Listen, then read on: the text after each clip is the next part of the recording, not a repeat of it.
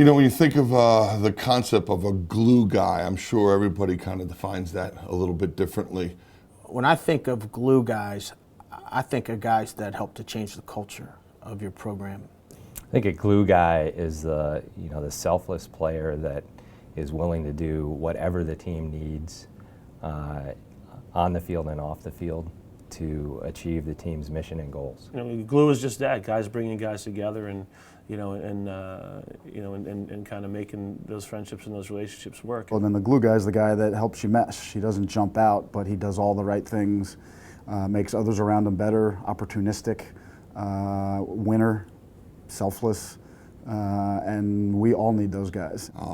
For us, when I think of a glue guy, I think it's a guy that you can't win without. When I think of a glue guy, I think of that guy who maybe go under the radar a little bit, but does so many things for you. I think you almost look positionally a little bit when you're looking for a glue guy, someone that when they're on the field, things are going right. And when you look at the stat sheet, it doesn't necessarily reflect that they did a lot, but you feel like, man, we were pretty good. Yeah, look, I mean, the glue guys are, always you have that unsung hero award, or, you're always going to look to like defensive midfielder, short stick defensive midfielders are always going to kind of be glue guys because, they don't get the publicity, and they're always getting, attacked a little bit. So I think those guys do probably more defensive guys or glue guys. That may be a position where you see a lot of those guys. They don't get a lot of notoriety, but they're the ones that get attacked every game. They're the ones that transition the ball up and down the field. They're probably the ones that do the most running in practice and in games. They're up and down and on and off. Matt Abbott was a glue guy in some ways. He elevated himself beyond that, but everything the kid did, you're like, wow, winning lacrosse play, winning lacrosse play, winning lacrosse play. And at the end of the day, that's what translates to you being happy on Saturday afternoons. We had a young man that played for us in 2005 and was with us when we won that championship and went undefeated. His name was Benson Irwin. People may not know Benson Irwin's name. Benson Irwin's the best short stick defender that I've ever had the opportunity to coach. No one talked about him, and yet you look at what he did for 4 years, a 4-year starter at the short stick position. Max Meyer was our glue guy. He never covered the number one and didn't get a lot of hype always. And then last year, he's a third-team All-American as an off-ball defenseman. Last year, no doubt, that glue guy was Ty Souders.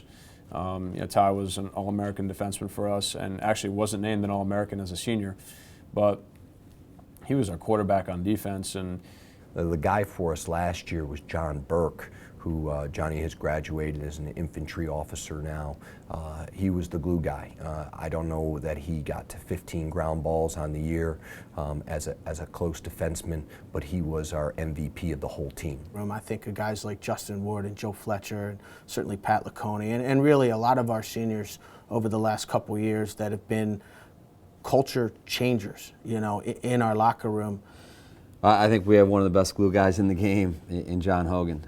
John is a fantastic midfielder, unassuming, he's humble, and he just does the work every day. And he is the type of guy that makes Connor Busick go and Matt Donovan go and Danny Littner, who's a great scorer on the inside. John kind of starts our offense, and I think he's as good as it gets. So we would be lost without him on the offensive end. We have a guy that we talk about a lot. Gavin McBride is a guy from Haverford School who, not real big, not real fast, doesn't wow you, but he's a winner. And when he's on the field, good stuff tends to happen. I immediately think of a Mike Pellegrino, a guy we can't live without. I know there's no player you can't live without, but Mike Pellegrino's a glue guy. Mike Pellegrino's the guy that the team looks to at all times. Off the top of my head, I go potentially with the guy that's been here the longest, Casey Ikeda. This is his 5th year, so he's been around. He's faced a lot of adversity with injuries. He's down in that defense. He's a good communicator. He does a great job of getting everybody organized, sets a great tone every day at practice, brings a lot of energy, and does a lot of little things for us. Certainly, Pat Fraser is a guy that's a glue guy. He's earned everything that he's gotten. He's a walk-on. That's a captain, and I think that resonates, you know, with everyone in our locker room. That you know, he's our leader defensively. He's certainly a glue guy for Loyola this year. I think Jordan Klunder's probably a glue guy for us, a guy that's played a lot. He's a real good athlete, a guy that we're going to expect to do a lot of different things for us. Clear the ball, play great defense, be a leader down there, get the group going, get the guys on the same page, be a vocal leader.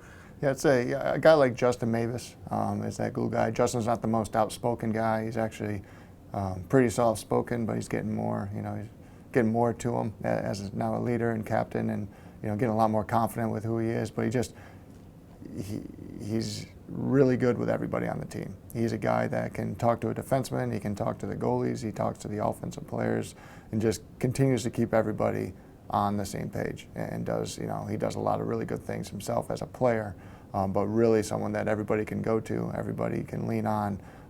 Just has that ability to, you know, always, you know, have people around him, you know, and that's, you know, talk about a glue guy, you know, you're going to stick to something that has glue on it, and that's Justin for us.